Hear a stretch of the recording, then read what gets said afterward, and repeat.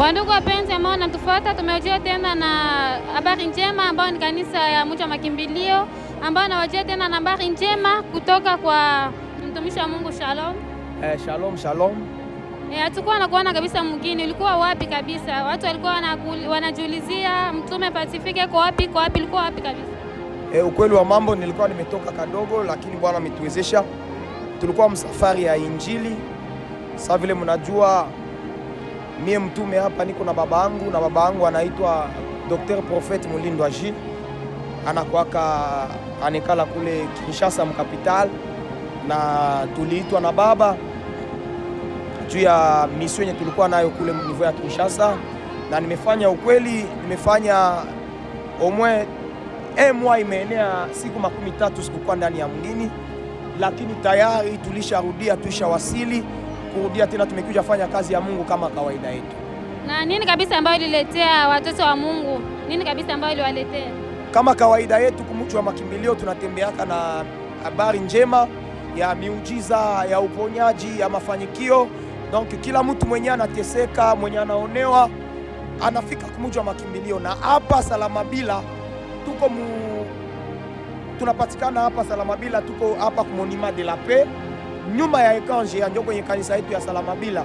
Unauliza tu Cité de Refuge ya Dr. Prophet Mulindwa Gilles, utatupata. Uko na shida ya magonjwa, iwe diabetes, iwe kanser, iwe appendicite, ima ushuhuda nye mnafataka hapa kwa hii konte yetu, ni mambo yako nafanyika wazi tena kwa bure. Maana yake wewe unateseka huko mu province ya Maniema, unateseka huko mu province ya wapi, ukwe mu Nord Kivu, ukwe mu Sud Kivu, mahali pote kunapatikana Cité de Refuge iko hako. Kama umejaliwa neema ya kuanguka kwa hii video, uko natufuata saa kama na hii, hatuko tu Salamabila, tuko partout. Pale kunapatikana uko na besoin ya guérison, ushaenda kubafumu, usha tembea unachoka, Mungu Mulindwa Gilles anaweza, na tunakukaribisha Mji wa Makimbilio.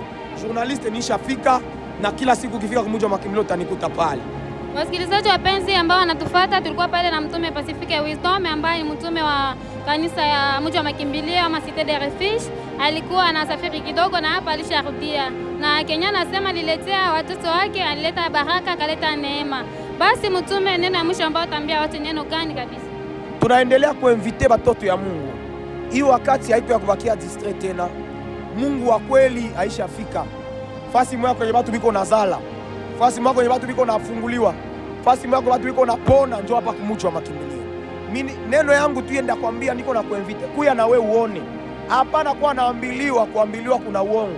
Na maandiko peke inasema mkitabu ya Mathayo pale ukisoma bien, maandiko inasema njoni kwangu nyie wote wenye kulemewa na kusumbuliwa na mizigo mizito, na mimi ndawapumzisha. Karibu sana na we na mizigo yako, na Mungu atakupumzisha. Barikiwa sana. Amen.